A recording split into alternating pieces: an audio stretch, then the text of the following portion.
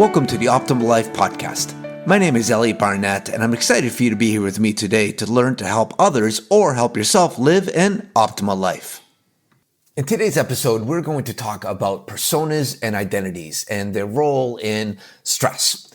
We all know what the impact is on chronic stress in our lives, on our physical well-being, as well as our mental well-being. Of course, physical well-being is mental well-being and vice versa. They're inextricably tied. So shouldn't be a shock to anyone that anything that is the source of stress is the source of our physical and mental well-being, or at least one of the contributing factors. I actually touched on this in the episode, I think it was episode 2, when I went into detail about the research behind cognitive response therapy, and specifically the second research study, which was entitled Psychological Dissonance and its Role in Physiological Stress and Subjective Well-Being. So I'll talk a little bit more about that as just as a refresher.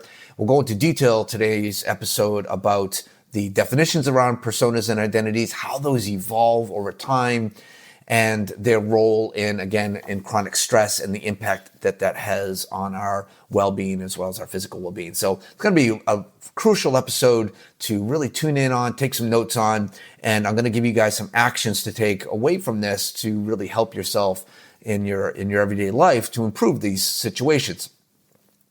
This is all about taking action to help ourselves live an optimal life. That's the whole point.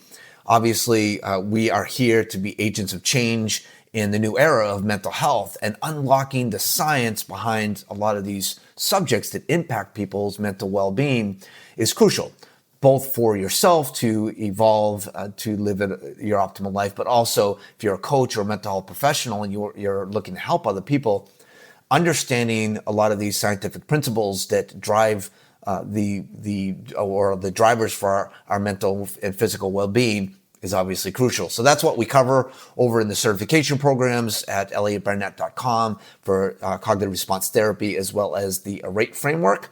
So I'd really encourage you guys head over to elliotbarnett.com, check out the programs and all the material.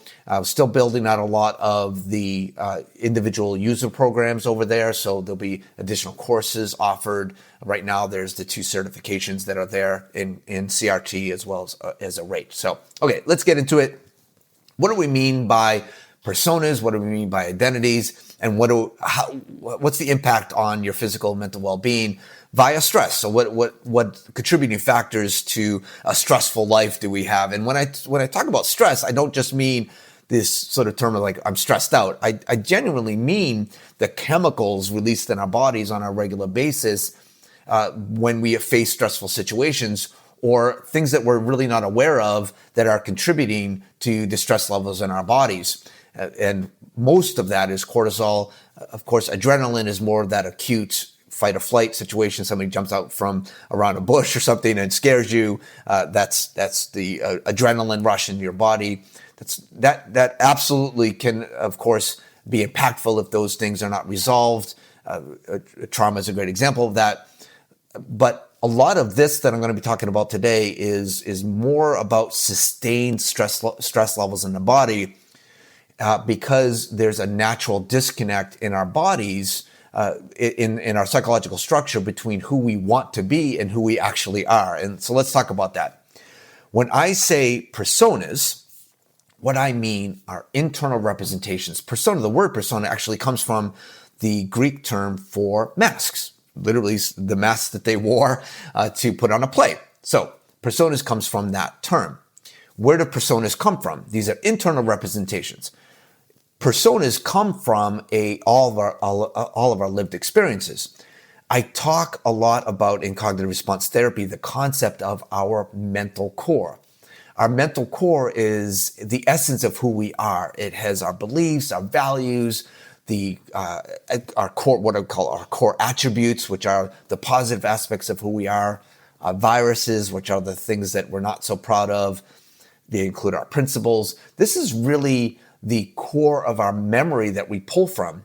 So, and I talked a little bit about this before in a previous episode, principles are really just if-then statements. They're situational by nature. We think of, we live a principled life, but really they're just a consequence of our lived experiences. If this happens, this is how I respond. If this happens, this is what I do. Where does all this come from? Where does our mental core come from? Where do our beliefs, values, attributes, the good, the bad, the maladaptive, the adaptive, the assets and liabilities that we have within us, our psychological structure, where does it come from? Well, they're just an accumulation of our lived experiences. We were born into this world. There's a great concept of thrownness. We were thrown into the world. We didn't choose our socioeconomic situations. We didn't choose our family. We didn't choose any of the very early situations of our lives. We're simply thrown into this world. And we responded to the world, and the world responded back. We cried in our cribs. Maybe somebody came to console us, or maybe they didn't. Those are very different experiences for that child. And as that child grows, they start to sort of expect the world to behave a certain way. They've responded to the world has responded back, and now they start to build expectations. If I do this, I expect some certain results. Expectations start to form beliefs about how the world operates. I expect it to behave a certain way. Now I believe that these things will happen. And then those beliefs form these values that we have. Those values eventually turn into principles. Again, principles are just if-then statements. If I do this, this is the response I get back. If I act in this way, this is what happens. Now, I think you've gotten the hint here.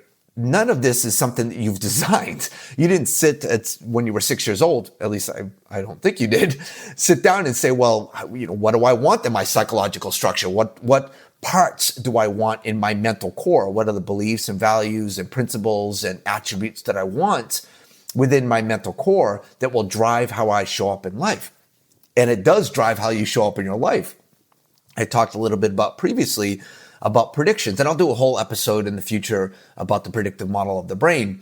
But in brief, your brain is a prediction machine. It's generating a prediction on your behalf to say what it thinks you're going to need to know next.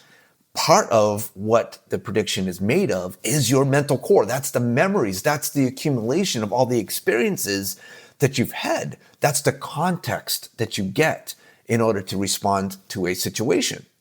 So your mental core is just like your physical core. It's the center of your physical strength, stability, and balance. Your mental core is the center of your mental strength, stability, and balance. What is derived from your mental core are the personas. That's what the personas are based on. You could almost think of it as you have this chest of different masks that you can put on to do what? Portray an identity to the world. So you show up in the world by sort of rummaging through that chest of masks and putting a mask on and showing up into the world in a particular way. Now, nobody is the same in all situations. Okay, I'm going to be different in a work situation than I am with my friends. I'm going to be different with my intimate partner than I am with acquaintances. Very, very normal. We're never going to be the same in all situations. The problem becomes when I'm trying to contrive an identity. I desperately want somebody to think of me in a particular way. I want them to perceive or receive me in certain ways or think of me in certain ways. But I don't have an internal representation to portray that identity. Think of it as you're an actor and you're backstage looking for the right mask to portray a character to the audience, and you don't have it. Now, you might try to whittle one together or do the best that you can to show up to the audience and make it convincing to the audience that you are that character. But it's going to be awfully stressful when you look in that chest and you say to yourself, I don't have the right mask to portray this character to the audience. It's going to be very stressful. You can imagine that. It's the same thing in your personal life when you have internal representations, your personas, and you want to portray identities to the world. And you don't have that internal representation. But really what that means is you don't have what's the necessary assets in your mental core to portray that identity. That's really what it comes down to. It comes down to your mental core, the essence of who you are, because the personas are going to be bundling of those assets and liabilities. And they are both your assets and liabilities, your maladaptive and adaptive aspects of your mental core.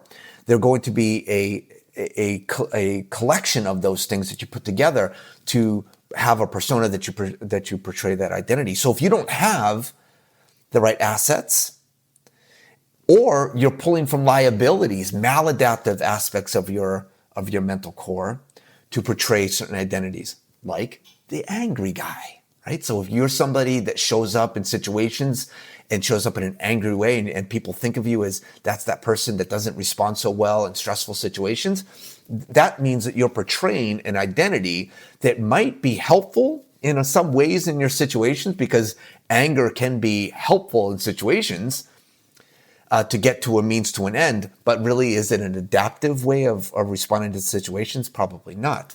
So you're pulling from a maladaptive aspect of your mental core to portray an identity to the world as that angry person.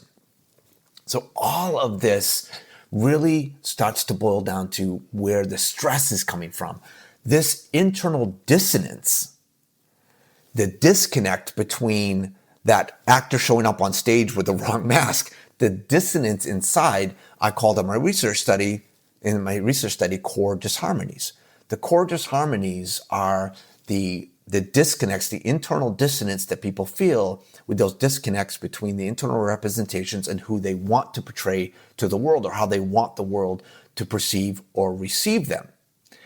That internal dissonance, these core disharmonies, in the research studies demonstrated that it had a stress response of the body, which of course impacted subjective well-being and their overall mental. And I didn't fully demonstrate this in the research study, but it would stand to reason that would also impact physical health, because it's well documented the impact of stress, especially chronic stress, on physical health. So what do we do about this? This is all about evolving and understanding and overcoming the introspection illusion. What's the introspection illusion? It's understanding that we don't know ourselves all that well. We don't even understand the blind spots. We don't understand our internal representations. We just demonstrated the fact that these are simply accumulations over time. Their consequences are byproducts of our lived experiences, which means that how you show up in the world and how you, what the identities that you have are consequences, are byproducts of your lived situations. We're never, and this is the key point, never built with intention. I ask you, are you living an accidental life?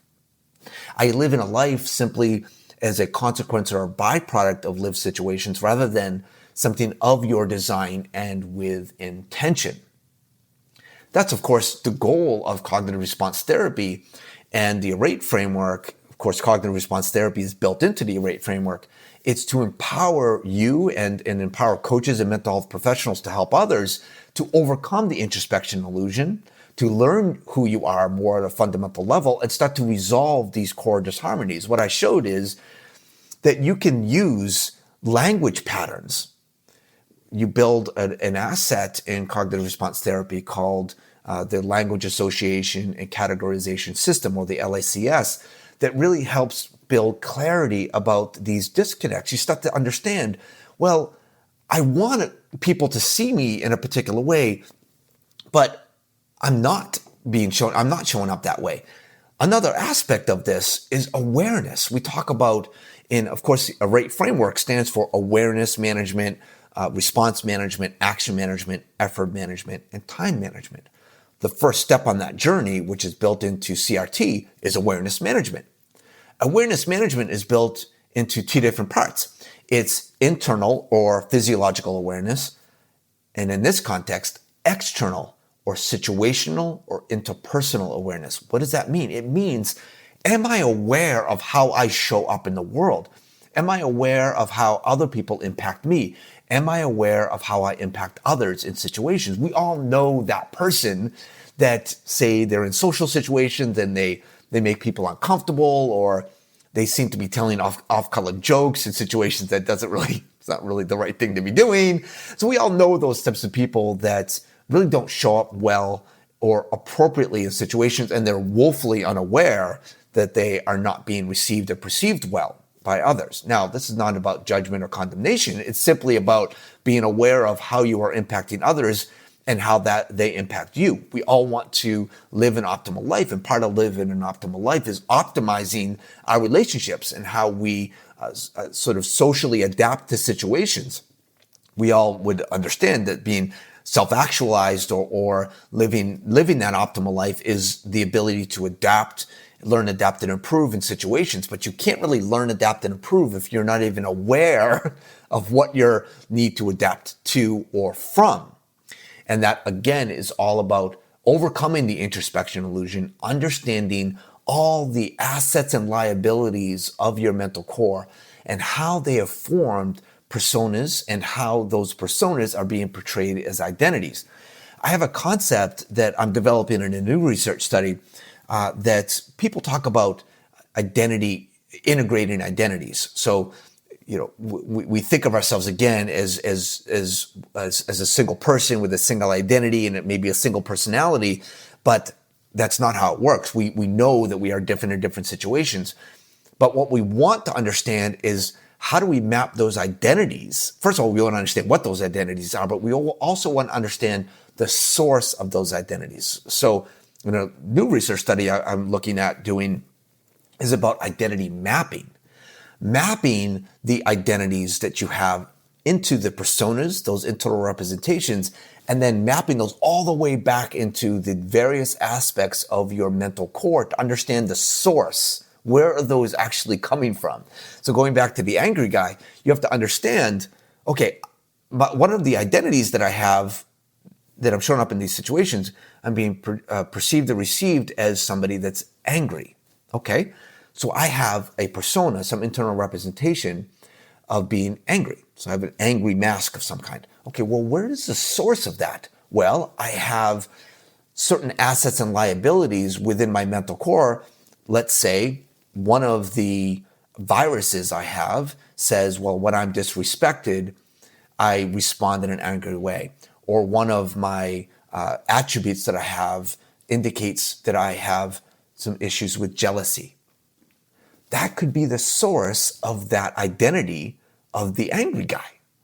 So understanding the source all the way back down to the mental core, then you understand, well, how do I resolve that? Well, that's what CRT does. It shows how to build the LACS so you start to identify, well, that's the source. I have some jealousy issues. I have these triggers that when I get disrespected that trigger negative behavioral patterns that I show up as that angry person, and then I get labeled as the identity, one of my identities as the angry person. I don't want to be like that. So I have to look at the source of this and resolve those things.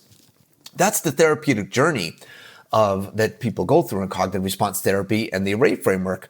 And that's why I'm so passionate about making sure that people get engaged in these therapeutic journeys, because we are woefully unaware how we're showing up in the world. We want to live an optimal life, but we sort of still keep stumbling through life from one response to the next, what we call in CRT predictive response cycles. There's just this prediction from the unconscious mind that drives a response. We get some feedback from the world.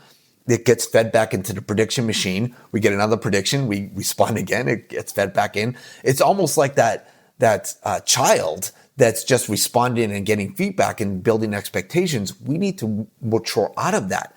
Intercept the prediction and all the information and energy of the body that the prediction generates and say, hold on, how do I want to respond using the adaptive or positive aspects of my mental core?